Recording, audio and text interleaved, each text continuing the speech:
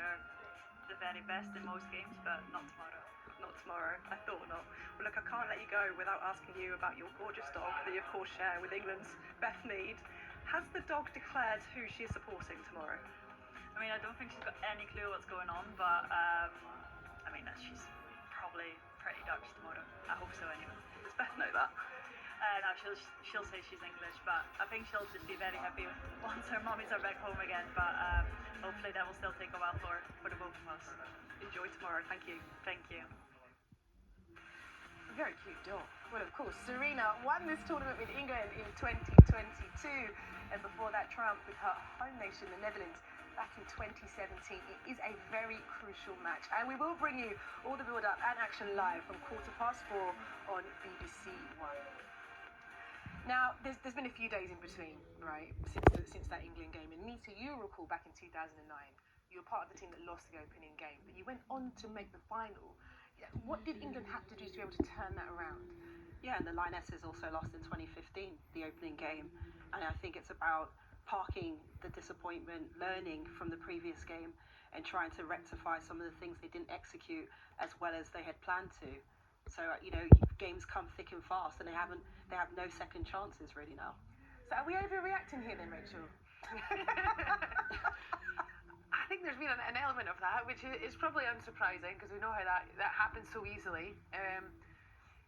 It's still in England's hands, but tomorrow's an extremely difficult game, and Netherlands carry so many threats, and I think against France, England lost too many of those individual battles, and I think they need to be very careful that they don't go into this Netherlands game and find themselves in that same pattern, certainly in large spells in the first half. Yeah, one thing we've come to learn about Serena Wiegman is she likes what she likes. She doesn't tend to change things.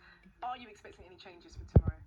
I think potentially positionally, maybe one or two changes in the left back, full back areas potentially. Obviously, Lauren James played in the 10. Will she play out wide on the right? Could happen.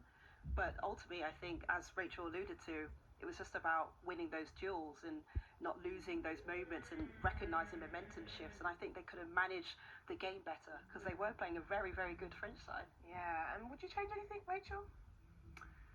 I think it's difficult to say because I know that Serena will have prepped for all three games already, so there will have already been a plan for this game anyway. So it's sort of, you need to be mindful to not be too reactive off the first game. I think we spoke about the other night. Players can make errors that don't necessarily mean you need to make grand changes. It's just about learning from that. Okay, well, let's see how we go. That is tomorrow. Let's move on from the Lionesses to the debutantes. Tomorrow night in St Gallen, Wales will face France in Group D. And they were meant to be training at the stadium where the game will be held this afternoon, but on their way, they were involved in a crash. So let's head to St Gallen now to get the latest from our Wales team camp reporter, Catherine. Catherine, good evening. What's the latest? Yeah, as you've just said there, it's been a real tough day for Team Wales ahead of that big match against France tomorrow night, because during the afternoon they were meant to be training, as you said, here at the arena St Gallen ahead of that match tomorrow night. This was around 4:45, but on their way here, their team bus was involved in that crash. Now, the Football Association of Wales were very keen to point out very quickly that everybody on that bus, the staff, the players, they were all uninjured, a little shaken, as you'd expect, but they were all okay, although there was an ambulance up the scene to attend to the driver of another vehicle involved. They were taken to hospital with minor injuries.